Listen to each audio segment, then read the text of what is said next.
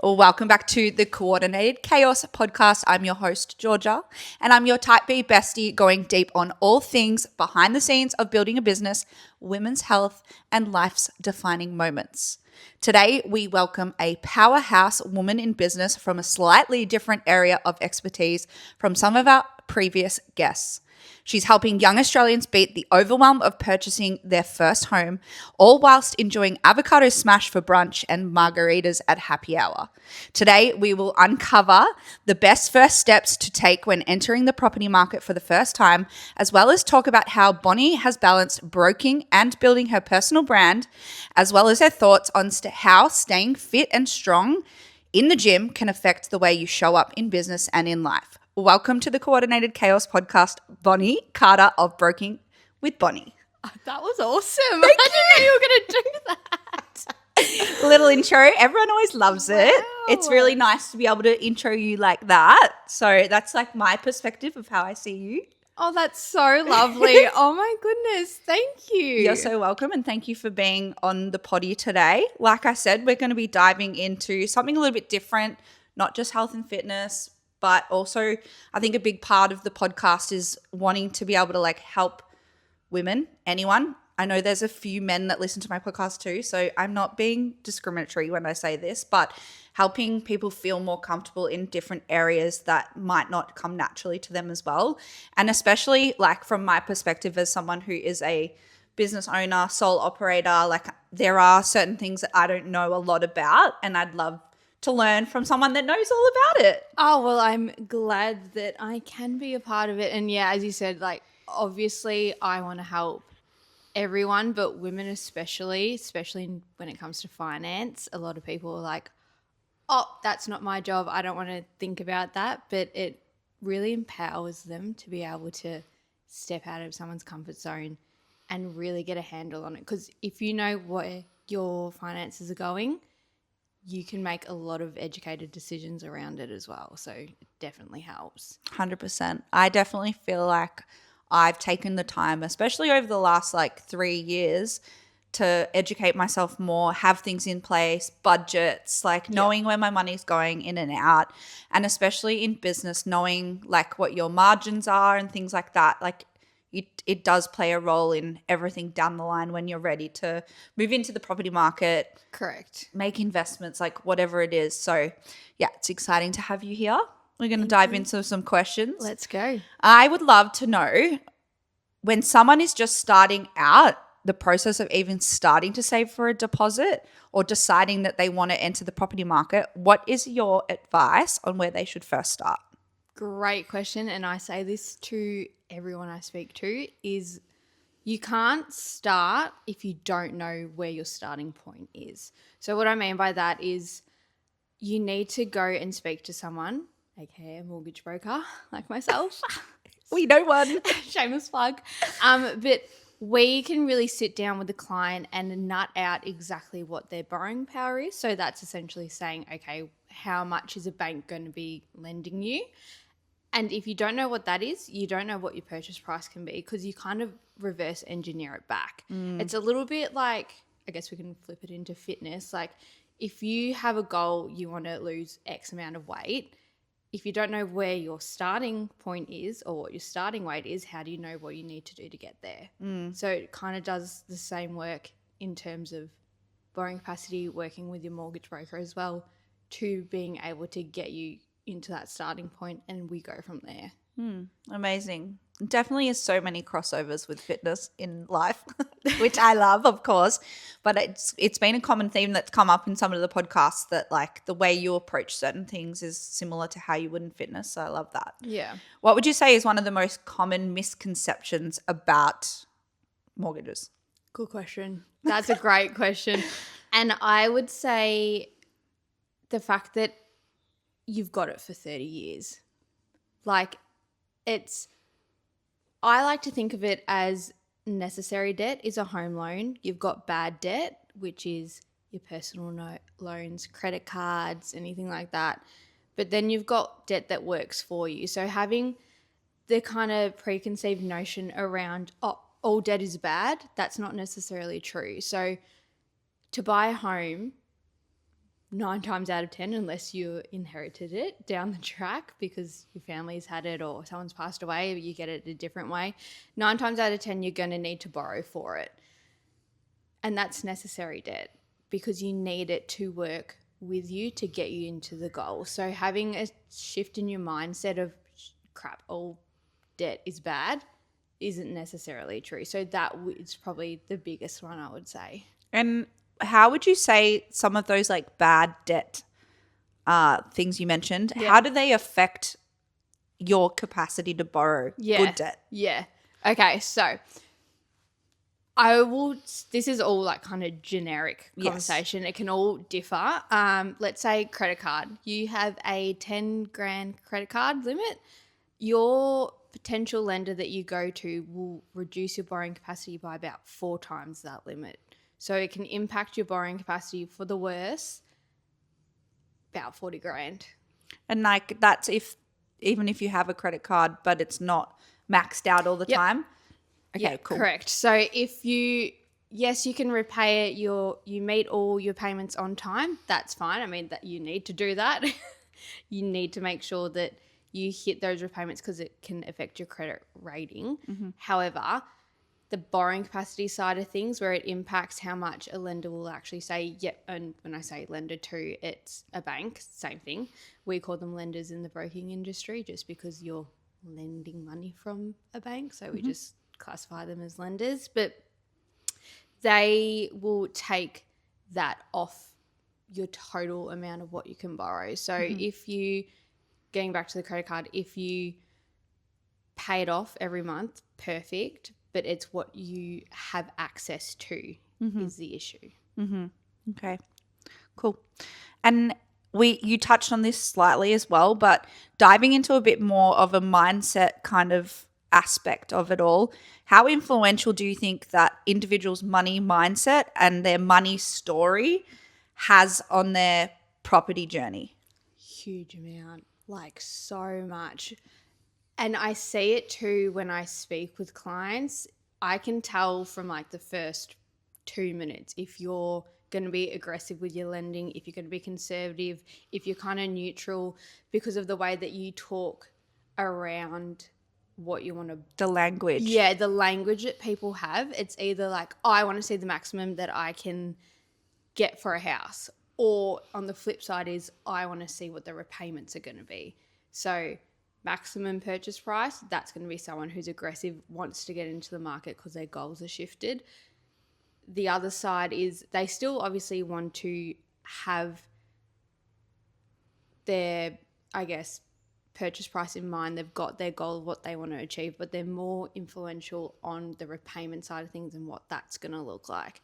So being able to, if you've grown up with family that talk openly about money and what that looks like in terms of how they spend, because you pick up habits from your family and how they work to where you want to go as well. Out of like the last, let's say, 5 clients that you've worked with or even just had a consult with, what would you say is the most common theme in terms of money mindset? At the moment, it's probably they're all a little bit reserved given the current market, given that we're still in the middle of a war that's happening in the Middle East.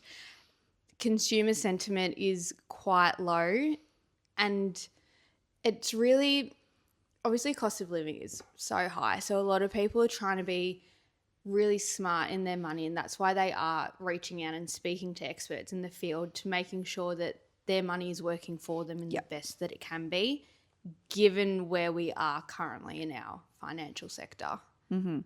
And in terms of people that come through and thinking maybe that buying a house is impossible, what is your advice for those people?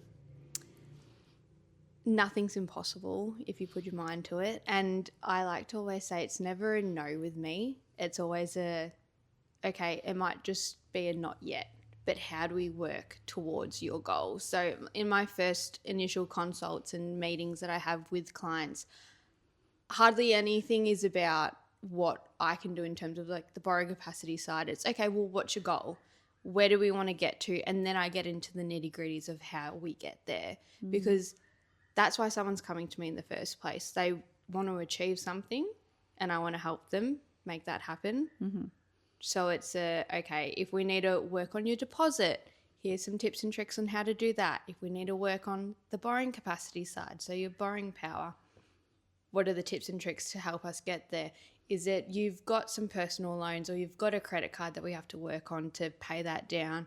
Either close it out if that helps you and that's right for their situation, or look at doing different things, like if they're a sole trader as well, what does the revenue need to look like to get us to that purchase price? Because I do, and considering we just came into the new financial year, I do a lot of planning as well with a lot of my self-employed clients with their accountants as well. So it's all like everyone's a bit of a team that works towards getting our clients the best outcome. Amazing. Yeah. And I did a little bit of research. Please be impressed by me. But I'm always impressed by you, Gio. oh, thank you. What is the 60-25-15 rule? Did you make it up? I love, yeah, came in my little brain. No, I love this rule. A lot of times people get a little bit scared when it comes to budgeting, or they just don't want to do it. I mean, I love it. I'm such a budgeter. I've got spreadsheets everywhere. Me too. I've got a spreadsheet. Perfect. You're my favorite type of person. But the 60-25-15, so it's basically how I can get clients to help them save for a deposit if they need to action it and they want to be aggressive with it. So it's based on your net income that you get home. So just say you've got $1,000 for the week of when you get home, when you get paid. So that's after tax and everything. 60% of it should go towards your needs. So bills, basically bills, Rent, everything like that you living. need. Yeah, correct. So everything that you need to pay for and have to be a human being. And then 15% goes towards your nice to haves, because we all still want life. You want to have your activities. That's like for us, the gym, a margarita on the weekend, the drink, not the pizza. Or the pizza can actually come into it as well. We can have both. We can have both. But it's just like if it fits in the budget. Correct, if it fits in the budget. And then if we've got 25% left, that goes towards a high interest earning savings account that's for your deposit. So split it out, you take home $1,000, $600 goes towards your bills, your needs, $150 goes to your 15%, which is your play money essentially, and then $250 goes towards that house deposit. So every week that accumulates, Nice. we'll get there. It's a good way to split it up. Yeah, and it kind of, instead of going into the nitty-gritties of a budget, you can just do some lump sums. It's only 3 categories. It's easier to split out that way if you don't want to go into the itemized listings. So yeah, This is a little bit off topic, but I'm going to ask on my behalf. Go for it. In terms of if we're talking about a sole trader, Yes. someone who has their own business, obviously they put aside their tax first. Yep. If they have a varied income all the time, Yeah. because obviously that's going to be a lot easier for those who have salary. They always know what's coming in. They can even probably automate that stuff. Correct. What tips do you have for someone that has a varied income week Yep. to week? Well, it's the same with me and the way that my business runs as well. We get paid monthly. That was really fun to learn when I did my first switch of going from AOIG, so getting a salary, to being self-employed and getting paid monthly on commission. So again, varied of what I get. So you can literally just do it on how much you get essentially for a couple of months, divide it by 3. So if we're doing 3 months, divided by 3 your income, and then you can split it out that way. So you kind of average it out. Yeah. Okay. Interesting. Yep. And we're going to switch gears again a little bit, but I'd love to hear a little bit about your experience with building your personal brand, because obviously we know each other. Yeah. But Broking with Bonnie has been really cool to see you building that and working on your socials and stuff. What have you found to be the most eye-opening thing about building a personal brand? Probably that I think about it 24/7. So true. Like, in all honesty, like when I was employed, as in like I was on a salary, everything, I could leave work. I mean, I cared a lot, so I wouldn't just leave work and like forget about it. But essentially you could like close the laptop, move on, get on with the rest of your day. You don't need to think about work. When you're self-employed and I'm trying to grow my business, build my business, it's literally the only thing I think about. I obsess over it in like the best way possible though. I'm really excited, and it's like your little baby. Like, you want it to grow, you want to nurture it, you want to put in that time and effort, because what you put in is what you'll get out. It's like the old saying, if you put shit in, you get shit out. Like, It's kind of like a bit of a creative outlet too, right? yeah. Like, in coming from like your background of it being so like numbers and data driven, having that little like creative, like, I'm just gonna make some content. I'm gonna look cutesy on here. I want to make it look pretty. Like, I have had conversations with people before and they're like, would you just like not outsource your social media, like get it off your plate? And I'm like, no, I kind of low-key enjoy it. Yeah, it's like a little, it helps the brain. As you said, like, I'm so number crunching all day, every day, trying to figure it out. Also, I'm a fixer, so I kind of love that stuff anyway. But the creative side, and it kind of activates like a different side of your brain, and it's like a little outlet where I'm not always focusing on the numbers. It's like, oh, what design can I create today? Or like, how can I be creative and flip this? Because yes, finance, unfortunately, it's got a bad stigmatism. It can be a little bit boring. People don't always love it. So I try and flip it to make it interesting and fun and more relatable. Yeah, for sure. That's awesome. Yeah. And given that we met through the gym, the one that I work at, We did. I would love to dive into how you see fitness as an integral part of you being able to show up as the best version of you. What does that kind of like look like for you? I love this question because fitness is just, it's such a big part of my life. It always has been. And What time do you go to the gym, Bonnie? Crazy. 5:30. My alarm's at 4:50 a.m. It used to be 5 because I had this whole thing about, oh my God, I don't want to have a 4 in front of my alarm because like that's outrageous. But now I'm that person and my alarm is 4:50. What time do you go to bed? Like 9:30. I'm in bed at like 9. Okay. And then I feel like that's a bit late. I try and read some. I know. I'm trying. But you feel okay, like if your energy's good and sustained during the day, then that's I have fine. like 2 black coffees a day, so and I'm on iron. We might take this conversation off camera.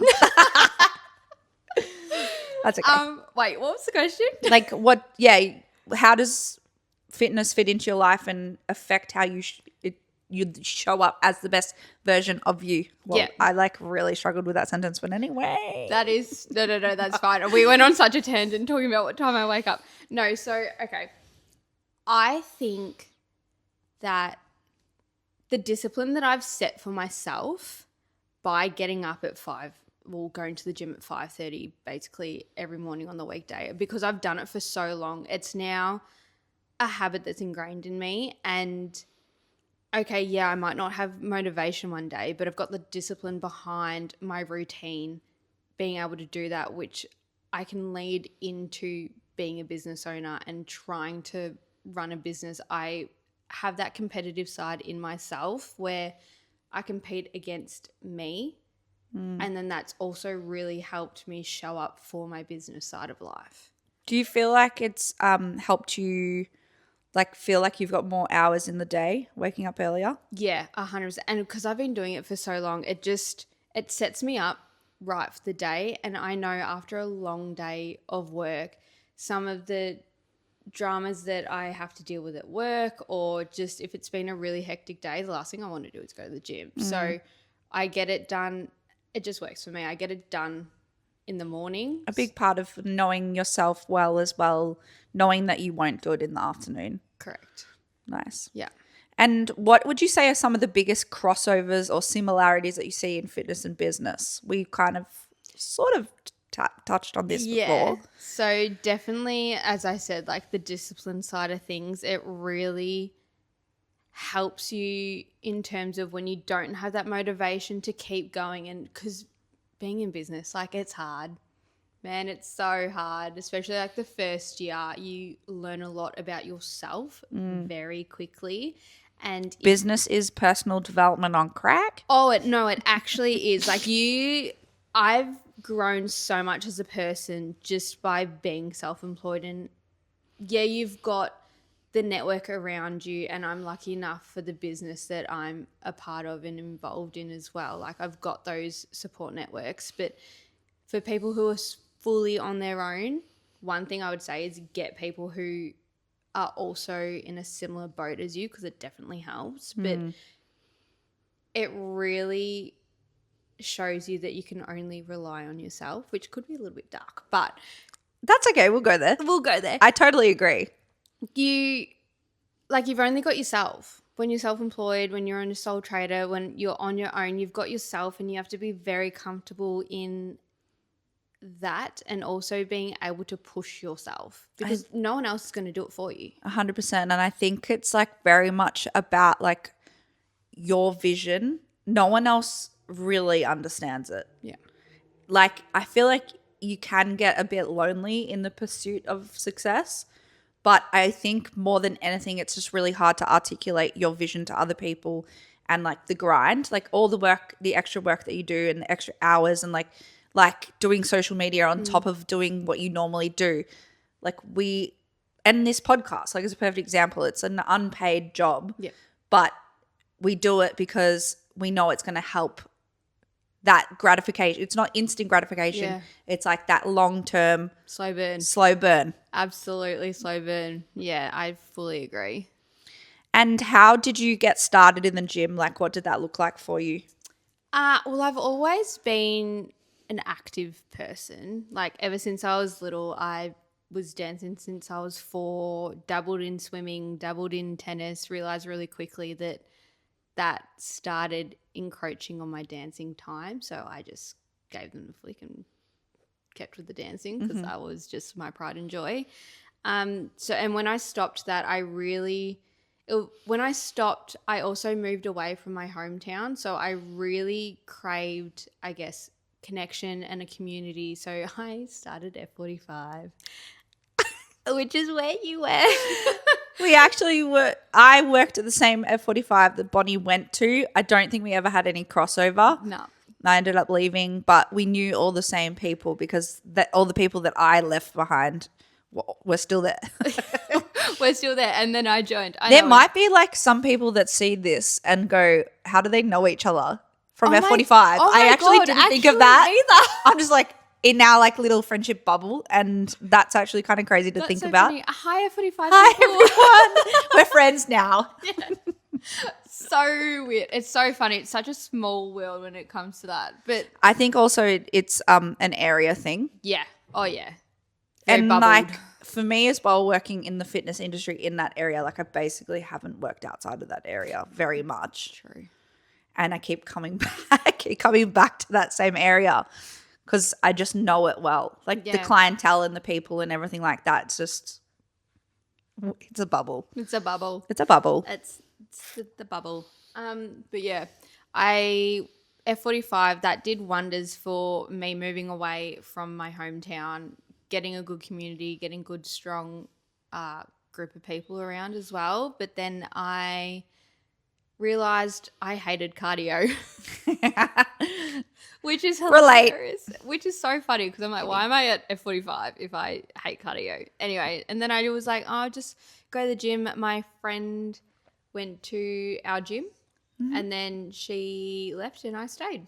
Gorgeous. And I've been there ever since. Love that for you. Yeah, me too. I feel like that the commercial gym is a good fit for you because you're pretty self-motivated. Like you said, you've got the discipline. You want to go early, so it's a good fit.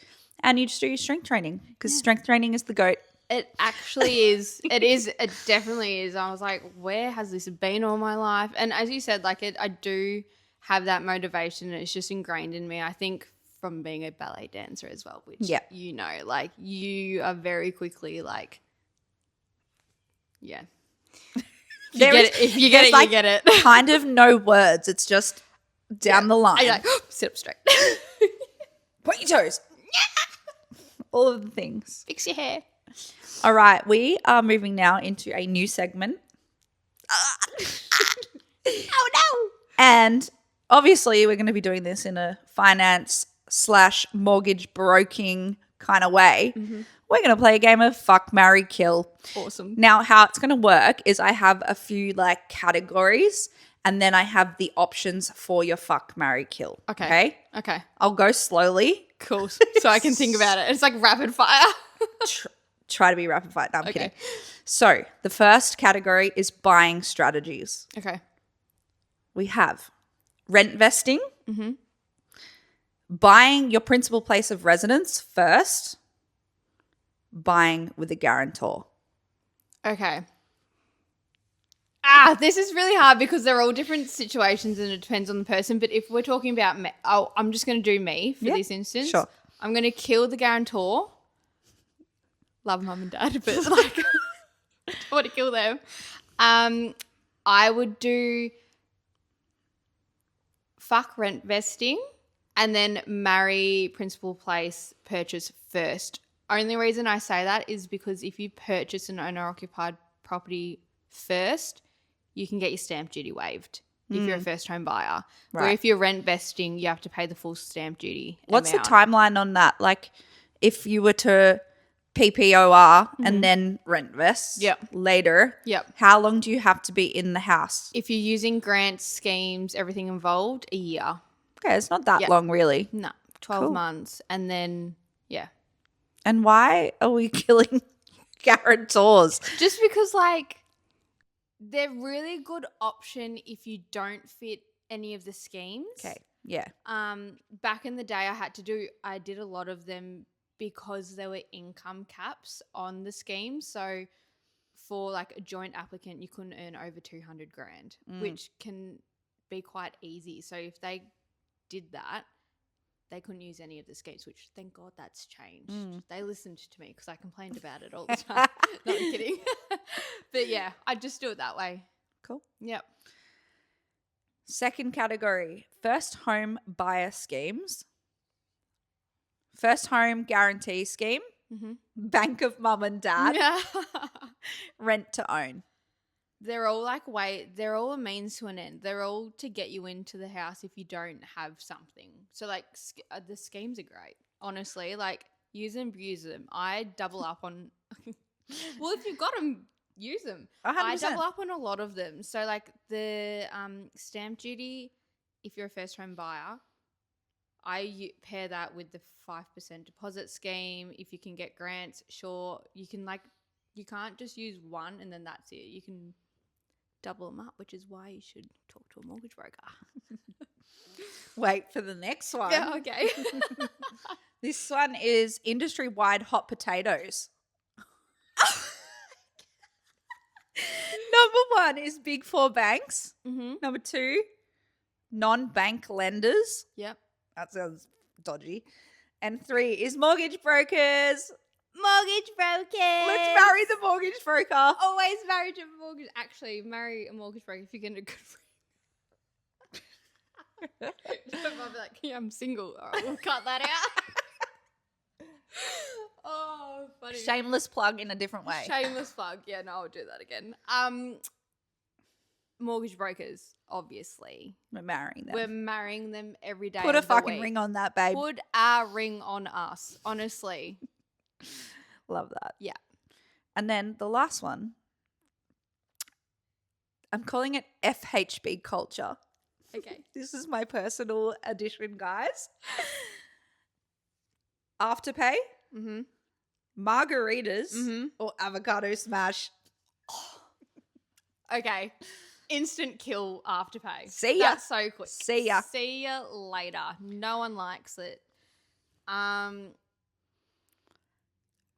Fuck avocado toast, marry my margaritas. Because I will have a margarita all day. Hugs and day. mortgages all day, every day. All day. And final prompt what's a piece of advice for those who are feeling behind in their property journey? This is probably my You can favorite talk question. directly at me, I by the know. way.